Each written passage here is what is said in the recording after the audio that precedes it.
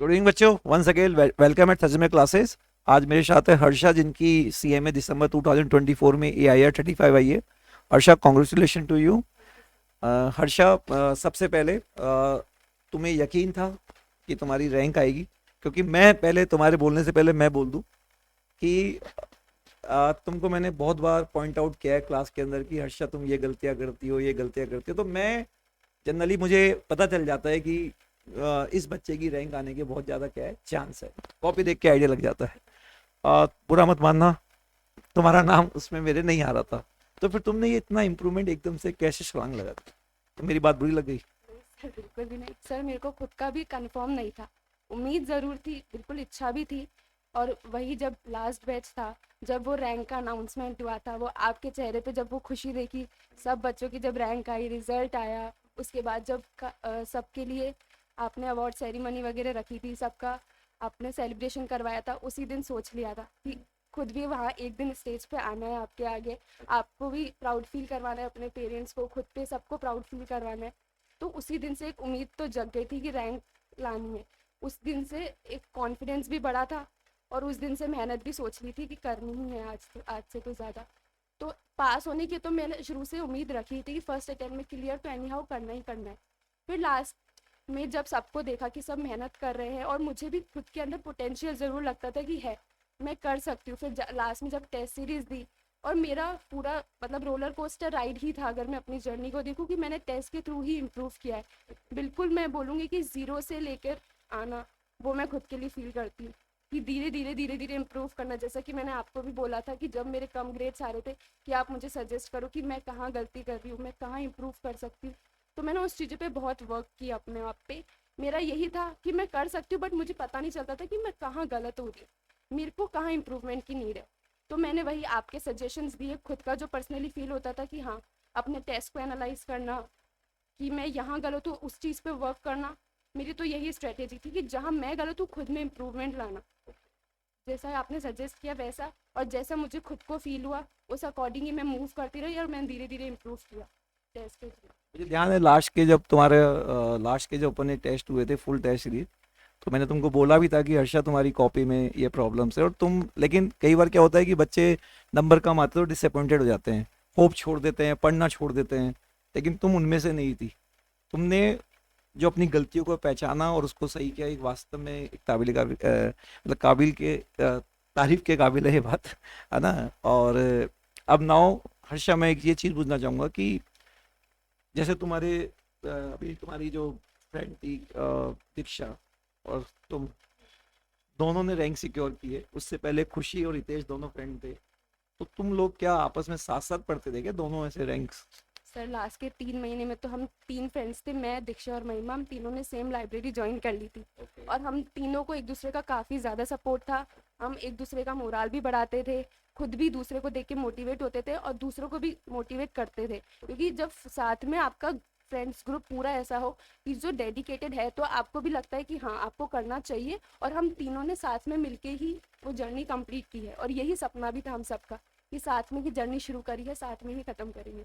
इन तीनों फ्रेंड्स की एक खास बात थी कि ये मतलब हमेशा एक ही बात करते, सर हम आपको रैंक लाके दिखाएंगे। हालांकि महिमा की नहीं आई, लेकिन महिमा ने बहुत ग्रुप क्लियर किया, बट एक ही बात की, हमको भी कैमरे के सामने आना है, और आज तो हमने कर दिखाया।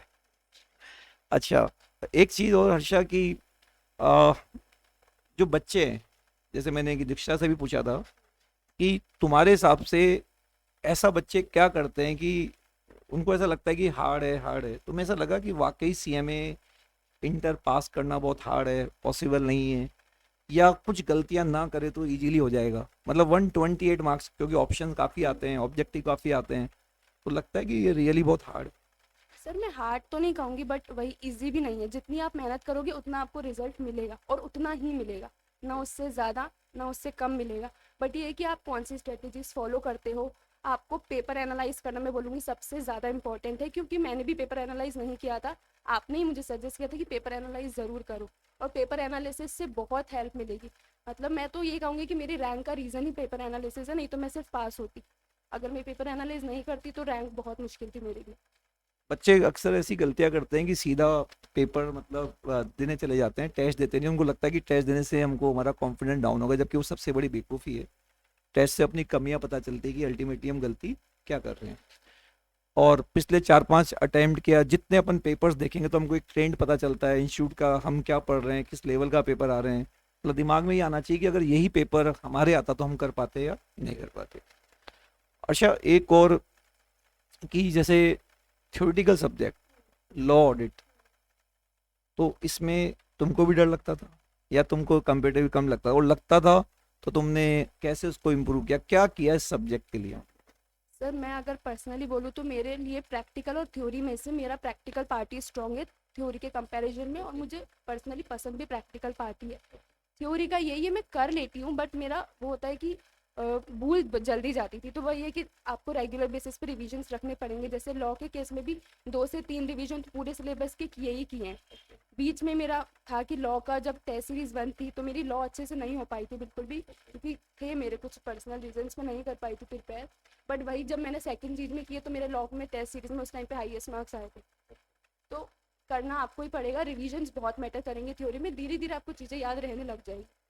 अच्छा, जैसे अभी बच्चे जून के लिए प्रिपरेशन कर रहे हैं, तो फर्स्ट रिवीजन के कंपेयर में सेकंड रिवीजन में टाइम कम लगता है, या और जैसे मान लो कोई फर्स्ट रिवीजन में आपको मैंने टारगेट दिया कि इतना पढ़ना है, उसमें कुछ छूट गया, तो बच्चों को ये समझ में नहीं आता कि जो छूट गया वो कैसे हो कवर करे। तो तुम क्या सेकंड में उसको क्या फिर छोड़ ही देती थी या उसको कैसे करते थे? मतलब जैसे आज मान लो मैंने कहा कि 7 दिन में सपोज करो कॉस्टिंग तैयार करनी है, उसमें 80% हो गया, 20% छूट गया, तो फिर वो कैसे करते थे? सर मेरा टारगेट तो यही होता था, जैसे फर्स्ट जैसे आप कॉस्टिंग का एग्जांपल ले रहे तो कॉस्टिंग में मेरा मान लो फर्स्ट रिवीजन में 80% हुआ, तो मैं कोशिश करती थी कि सेकंड रिवीजन में पहला फोकस मैं उस 20% पे करूँ, ताकि एक बार तो मेरी हर चीज़ पढ़ी हुई हो, क्योंकि नहीं आने से तो कुछ आना बेटर है। मतलब तुमने 100% तैयारी करके गई थी या जैसा कुछ सिलेक्टेड स्टडी किया? जैसे डीटी में मेरा जीएसटी पार्ट थोड़ा वीक था, बिकॉज वो लास्ट में ही हमने ध्यान दिया था, उसमें हमने ज़्यादा भी थ्योरी पे ही ध्यान दिया था। तो उस चीज़ का मुझे थोड़ा था कि अभी भी मैं जीएसटी बेटर कर सकती थी, बाकी कोशिश पूरी थी कि 100% कोर्स ही करें। कितने मार्क्स आए डीटी जीएसटी में? अच्छा, एग्जामिशन थी आपके डीटी जीएसटी में। और और ऐसा कौन सा सब्जेक्ट है प्रैक्टिकल में जिसपे बच्चों को ज़्यादा फोकस करना चाहिए तुम्हारे हिसाब से? सर मेरे अकॉर्डिंग ग्रुप 1 में तो एफए और ग्रुप 2 में एम, बिकॉज एम ए तो ऐसा सब्जेक्ट है जितने नंबर ऑफ क्वेश्चंस आप करोगे उतना बेटर रहेगा आपके लिए, बिकॉज उसमें क्वेश्चंस की अंडरस्टैंडिंग बनाना बहुत ज़रूरी है। जितना ज़्यादा हम क्वेश्चंस पढ़ेंगे, जितना ज़्यादा क्वेश्चंस को सॉल्व करेंगे, पेपर के क्वेश्चन सॉल्व करेंगे, उतना ज़्यादा बेटर रहेगा। हमने पेपर के भी क्वेश्चन सॉल्व किए थे और हमको दिक्कत आती थी बहुत सारे क्वेश्चन सॉल्व करने के बाद। जैसे अपन डीटी के अंदर, जैसे मैं खुद डीटी पढ़ाता हूँ, तो काफ़ी अपन एक्स्ट्रा क्वेश्चन दूसरी बुक के काफ़ी करते हैं, तो क्या वो अ, तुमको क्या लगता है कि उसका कुछ बेनिफिट है या बेनिफिट नहीं है, मतलब उन चीज़ों का? सर वो बहुत ज़्यादा बेनिफिशियल होता था, बिकॉज वो काफ़ी हार्ड लेवल के क्वेश्चंस होते थे। तो अगर हम वो करते थे तो एक अपने आप कॉन्फिडेंस क्रिएट होता था। जब हम नॉर्मल क्वेश्चंस करते थे तो वो एक कॉन्फिडेंस ही क्वेश्चंस को कंप्लीट करवा देता था। उसमें प्रोविजंस याद करना बहुत ज़रूरी है डीटी में। फिर अपने आप प्रैक्टिकली आप जितना चीज़ों को करोगे आपका माइंड ओपन अप होगा और आपको पता चलेगा कि चीज़ों को किस तरीके से करना है। वो तरीका जानना बहुत ज़रूरी है। और अक्सर बच्चों को ये रहता है कि जो ब्रिलियंट बच्चे होते हैं थ्रू आउट द ईयर वही रैंक लेके आते हैं, तो तुम शुरू से ब्रिलियंट थी या ऐसा नहीं था, मतलब? सर मैं अकेडमिकली ठीक थी, बट यहाँ के पहले तो मुझे लगता था कि हाँ मैं काफ़ी अच्छी हूँ, बिकॉज मेरे 10th में 12th में अच्छा मैंने स्कोर किया था। बट जैसे यहाँ पे अब सीए सीएमए सीएस है ही ऐसे प्रोफेशनल कोर्सेज, ये आपको आके पता चलता है कि आप एक्चुअल में कहाँ स्टैंड करते हो। तो मुझे यही लगता था मैं मतलब एकदम टॉपर स्टूडेंट नहीं हूँ, बट अबव एवरेज हूँ। तो उसी चीज़ को मैंने इम्प्रूव करने की कोशिश की कि उसको भी मैं प्रूव करके दिखाऊंगी और रैंक ला के दिखाऊंगी। चलो, okay, once again congratulation, thank you.